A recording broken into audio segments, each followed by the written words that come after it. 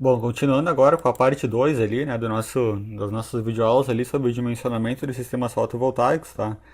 Na aula passada a gente tinha parado aqui nas especificações do inversor de frequência, tá? Se vocês não assistiram a aula passada ali, é importante que assistam, porque é a continuação, tá, do que a gente já tinha visto.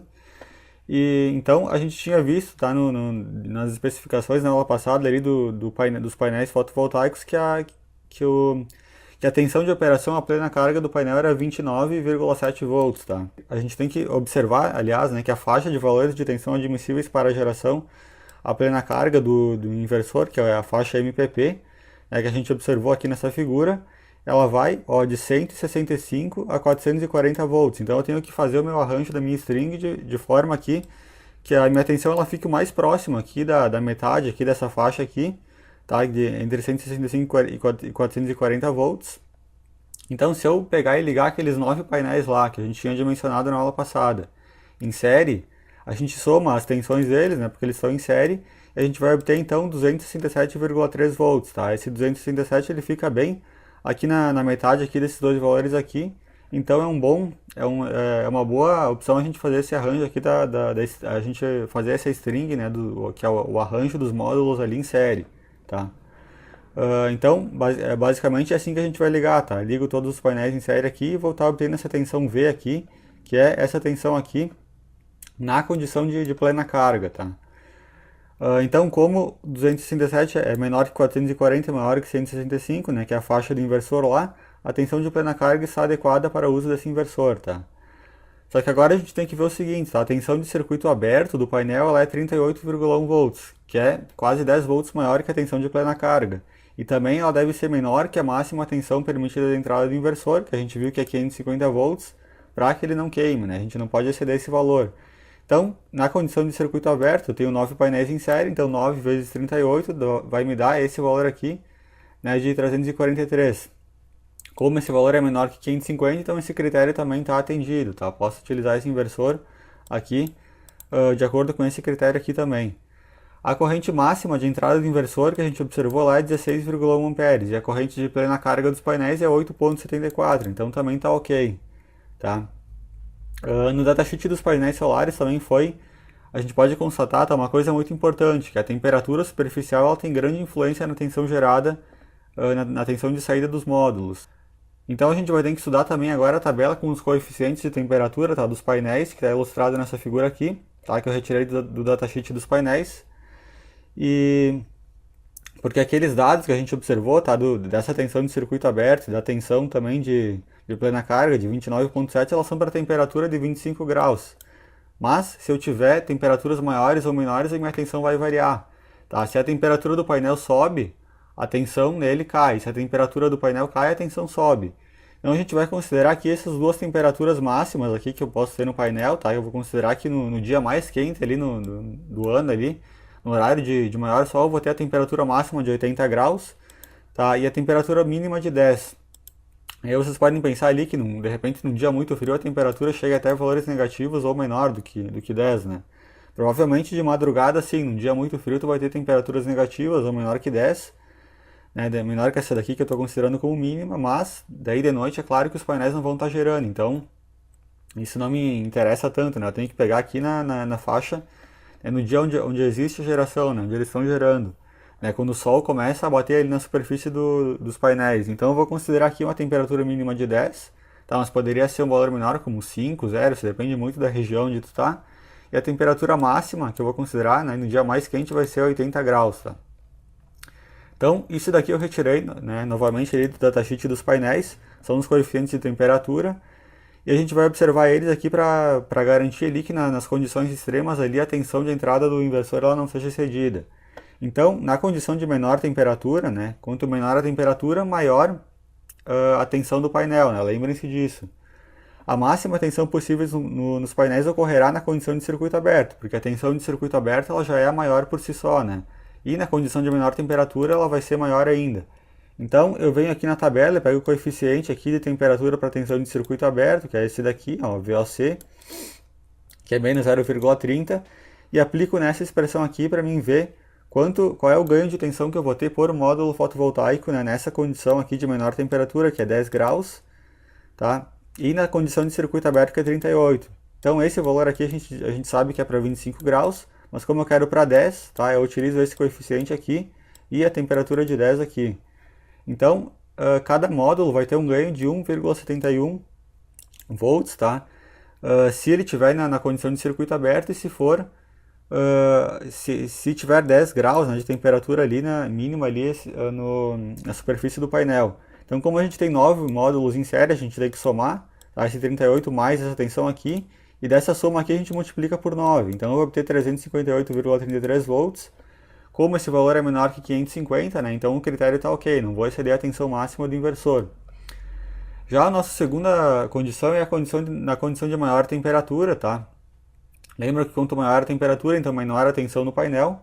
A mínima tensão possível nos painéis ocorrerá na condição de plena carga, né? Porque na condição de plena carga eu tenho a menor tensão sendo gerada nos painéis. Então aqui está o coeficiente, que é 0,40, tá? É esse coeficiente aqui de temperatura para V de plena carga aqui. Então esse coeficiente aqui 0,40. Eu coloco ele nessa expressão aqui, essa tensão é para a temperatura de 25 graus, mas eu quero para a temperatura de 80, então eu aplico nessa expressão, e olha só o tamanho da queda aqui de tensão que eu botei no módulo, né? Então na máxima temperatura aqui que eu considerei, na condição de plena carga, a tensão ela chega a cair 6,5 volts. Então, como a gente tem a string de 9 módulos em série, a gente pega esse valor, diminui desse valor aqui, multiplica por 9, e vai descobrir a tensão então, de 208,49 volts em plena carga para a condição de máxima temperatura. Como esse valor ele é maior que o 165, tá? Então eu não vou estar deixando de gerar mesmo nessa condição extrema, né? Porque a tensão mínima ali de geração lá do inversor era essa daqui, então 208 maior que 165, também esse critério está ok. Próximo passo é o dimensionamento dos condutores, tá? Se a gente voltar aqui, a gente pode pegar o dimensionamento direto aqui das especificações do inversor, né? A gente tinha visto aqui que para a entrada aqui a gente pode utilizar essas seções aqui, tá? A WG14 até a WC6, né, para o cobre, ou a WG6 para o alumínio, e aqui também é a mesma coisa, tá? Para os condutores de saída. Isso aí também pode ser observado ali de qualquer tabela ali que dê a corrente elétrica em função da seção ali dos condutores, tá? Vocês podem estar dimensionando através de outras tabelas, mas ali no inversor ali ele já dá, né, os valores ali recomendados ali de seção dos condutores. Então, de acordo com a figura lá, a gente pode utilizar essas seções aqui, tá? Agora string box, tá? O que é a string box? Ela vai ser a interface entre os painéis, tá? Entre a tensão DC dos painéis e a entrada do inversor, tá? Não posso simplesmente conectar aqueles módulos lá direto na entrada do inversor, eu tenho que conectar eles numa string box, tá? Que vai fazer a proteção dos painéis ali no lado DC, né, no lado da entrada do inversor. Então eu selecionei aqui, tá, um modelo de string box aqui dessa marca, aqui da ABB, e aqui a gente tem as figuras aqui mostrando aqui como que ela seria, né, do que é composta essa string box, essa caixa ali. Ela tem um par de porta-fusíveis, tá, para fusíveis de 10 amperes instalado, uma chave seccionadora para corrente contínua 16 amperes, 660 volts. Então esses dois critérios aqui tem que estar de acordo com os níveis de tensão e corrente do sistema, né, tem que respeitar isso daí. Já os DPS, dois DPS a gente tem para corrente contínua, tá, um vai ligado no polo positivo, né, da tensão DC, e outro no polo negativo, então 2 DPS também ali de proteção. A caixa elétrica IP40 tá com instalação, tá? Isso aqui é basicamente como se fosse um QDC, tá? Uma mini caixa ali de quadro de distribuição onde a gente tem, então todos esses componentes aqui, porta fusível, chave seccionadora e os 2 DPS. Mas lembrando uma coisa muito importante, tá? Isso aqui é tudo para corrente contínua, tá? Não pode utilizar esses caras aqui para corrente alternária, tem que ser para corrente contínua, porque o seccionamento de carga em corrente contínua ele é mais perigoso ali do que em corrente alternária. Então a gente tem que utilizar equipamentos específicos aqui para corrente contínua, né? Bom, então aqui a gente tem a figura, tá, que mostra o esquema de ligação da string box. Então aqui eu tenho os fusíveis de entrada, eu vou ligar a minha string aqui dos 9 módulos em série aqui, tá? Aí em paralelo com os dois aqui, com o positivo e o negativo da ligação, eu tenho os 2 DPS, que vai aqui para ligação para o terra, tá? Para proteger contra surtos de tensão ali, né, que possam eventualmente ocorrer, de repente por uma descarga atmosférica, alguma coisa ali, para proteção ali do inversor e dos painéis. E aqui eu tenho a chave seccionadora, tá, que vai, então essa ligação aqui ela vem direto para os terminais da chave, e a saída aqui da chave ela vai para a entrada do inversor. Então essa saída aqui ligada na string de entrada do inversor, tá? Aqui os contatos aqui da chave seccionadora. O próximo passo aqui é eu mostrar o diagrama unifilar, tá? Então o diagrama ele foi feito em cima de uma planta com ramal de entrada, tá? De um QDC de uma instalação residencial. O diagrama original foi adicionado o ramo do barramento do QDC com saída do inversor. O disjuntor de 15 amperes foi adicionado no lado da saída do inversor entre a saída e o barramento, tá? E aqui a gente tem então um diagrama equivalente, tá? Aqui então eu tenho os 9 painéis aqui em série, ligados na string box, a string box ligada aqui no inversor de frequência, disjuntor na saída, e percebam aqui que ele está, né, a saída do inversor está em paralelo com o QDC aqui da instalação. Tá, aqui eu tenho o medidor bidirecional, o disjuntor do padrão de entrada e a rede da concessionária. Então, o fluxo de potência, tá, quando eu estou gerando aqui no meu sistema mais do que eu estou consumindo, né, aqui nos meus circuitos aqui da minha residência, então o fluxo de potência ele vem para cá, né, ele alimenta a minha carga aqui e o resto vai em direção à rede da concessionária. Já nos horários que eu estou consumindo mais do que eu estou gerando, então o fluxo de potência ele vem em parte da concessionária e em parte aqui do teu sistema aqui de geração em direção ao teu quadro aqui de distribuição, né? Então essa é a ligação aqui, né? Ele fica em paralelo aqui com o QDC. E agora a gente vai para a parte final aqui, né, do nosso projeto, que é o cálculo de investimento e tempo de retorno, tá? Então, o que a gente pode observar aqui, tá? O cálculo para os cálculos de custos foram somados, então, o custo do inversor, string box e painéis, tá? E em cima desta soma aqui, desses 13 valores aqui, tá? Que eu cotei aqui na presente data, aqui, esses valores aqui para esses caras aqui. Em cima dessa soma aqui, desses três aqui, foram acrescentados 10, 15 e 20% para a mão de obra, estrutura e projeto, respectivamente, tá? Então, soma esses três aqui, adiciona essas porcentagens aqui para esses caras e a gente obtém esses valores aqui, tá? Esses três valores aqui, isso depende muito do projetista, tá? Isso daqui eu meio que arbitrei, meio que chutei aqui esses valores, mas pode ser que na realidade eles sejam bem diferentes disso aqui, tá? Depende muito ali do custo que tu consegue para mão de obra, estruturas e do quanto o projetista vai cobrar. Mas enfim, para esse caso aqui, eu cotei esse valor para o inversor, tá? De 2.5 kVA, string box esse valor, os 9 painéis nesse valor aqui, tá? Mão de obra, estrutura e projeto, somando tudo deu esse valor aqui de 16.782, tá? Outra coisa, considerando o preço médio da energia que eu observei na fatura lá, R$ 0,64 por kWh, tá? E considerando a minha geração lá, do meu projeto, que é 254 kWh, tá? Que foi calculado anteriormente, o valor médio da fatura que será gerado pelo sistema, então vai ser esse valor aqui, tá? É isso que eu vou estar gerando aqui de valor aqui por mês, né, que eu estaria economizando na minha conta de luz. Tá? Lógico que isso aqui é um valor médio, tá? Isso depende muito do consumo de cada mês, isso aqui é uma estimativa, um valor médio.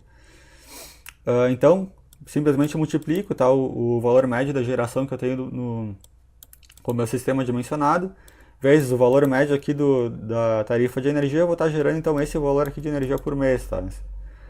Agora a gente pode calcular o tempo de retorno simples, né, ou payback simples do investimento, que é simplesmente o valor aqui total do projeto dividido pelo que ele vai gerar aqui por cada mês. Então o tempo de retorno desse projeto é 102 meses, equivale a 8,6 anos, porém, isso aqui é só uma referência, tá? Numa aplicação real a gente nunca utiliza o tempo de retorno simples, tá, para calcular o tempo de retorno do investimento, porque normalmente a gente retira esse dinheiro aqui que a gente vai estar investindo de uma aplicação onde a gente já estava rendendo ali onde essa aplicação estava rendendo ali uma taxa de juros mensal ali, né, ou anual, enfim. E então a gente tem que considerar o tempo de retorno capitalizado ou payback descontado, tá? E pode ser calculado de acordo com essa expressão aqui. Tá, essa expressão ela vem aqui lá da matemática financeira, tá? Daquela parte lá de taxa interna de retorno, VPL, TMA, né? Taxa mínima de atratividade. Pode ser calculado por aquele método lá, né? Por esses métodos lá, ou por essa expressão aqui, tá? Que vai dar o mesmo resultado. E aqui uma expressão para calcular uma taxa líquida, que a gente vai ver em seguida aqui. Então a taxa líquida ela é calculada considerando a taxa de juros de 10%, tá? Que eu vou considerar que o meu dinheiro lá que eu vou investir, ele estava numa aplicação que estava rendendo 10% ao ano. E eu vou considerar também o aumento do custo da tarifa de energia como sendo 3% ao ano. Assim, dessas duas taxas aqui, eu consigo uma taxa líquida equivalente, né, que vai ser a minha taxa mínima de atratividade do meu projeto, que vai ser 6,79% ao ano. Tá? Então, se a gente aplicar todos os valores nessa expressão aqui, né, do tempo de retorno capitalizado, ou payback descontado, a gente obtém esse valor aqui de 13,31 anos. Isso aqui, tá, é o valor aqui do que eu gero em um ano, tá? Lembra que em um mês a gente gerava isso aqui com o nosso sistema, vezes 12, então em um ano eu gero isso daqui. Por que eu estou fazendo para um ano aqui? Porque a minha taxa que eu estou utilizando é uma taxa anual, tá? Então a taxa aqui de 0,067 é uma taxa anual, eu preciso saber o valor que eu vou ganhar em um ano aqui com a minha geração. Aqui eu simplesmente repito, tá? Esse mesmo termo que estava aqui. E aqui é o valor do investimento inicial, tá? Que eu vou ter que ter no meu projeto, que eu vou retirar da minha aplicação. Aqui novamente só coloco a taxa aqui, né? Que eu vou estar considerando, que é essa daqui. E obtenho esse tempo aqui de 13,31 anos, que é o tempo real ali de retorno do meu investimento, tá? Para a gente avaliar se isso aqui vale a pena, tá? Se esse projeto vale a pena, a gente se baseia aqui na garantia e vida útil dos componentes. Então, de acordo com os dados do fabricante do inversor, tá? A garantia contra defeitos de fabricação do aparelho é 5 anos e o tempo estimado de vida útil entre 10 e 15 anos. Tá? E o fabricante do painel solar oferece uma garantia de 10 anos contra defeito de fabricação e estima que em 25 anos de uso as placas percam cerca de 20% da potência máxima. Então, pelo critério aqui das placas, aqui estaria ok, tá? Se eu considerar esse tempo aqui de 13 e aqui de 25, então estaria ok. Talvez pelo inversor, tá? Se ele considerando que ele vai durar ali uns 10, 15 anos, também valeria a pena, mas tudo depende, tá? Eu deixo para vocês fazerem essa reflexão aqui, né? Se vale a pena ou não. Mas tem que levar em conta esses critérios aqui e o tempo de retorno aqui dessa aplicação, tá? Desse estudo. Bom, então nessa aula era isso, tá? Espero que tenham gostado ali tenham aprendido, tenham gostado ali dessa parte ali do dimensionamento ali dos sistemas fotovoltaicos. Se tiver ficado alguma dúvida aí, deixem nos comentários.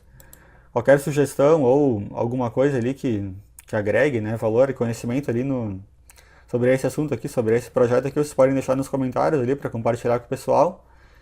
Vou pedir para deixar o joinha no vídeo, tá? Se vocês gostaram, se aprenderam ali, acharam que o conhecimento foi válido, né, da aprendizagem dessas aulas, deixa o joinha no vídeo, compartilha o vídeo e, se possível, se inscreve no canal também. Obrigado, valeu!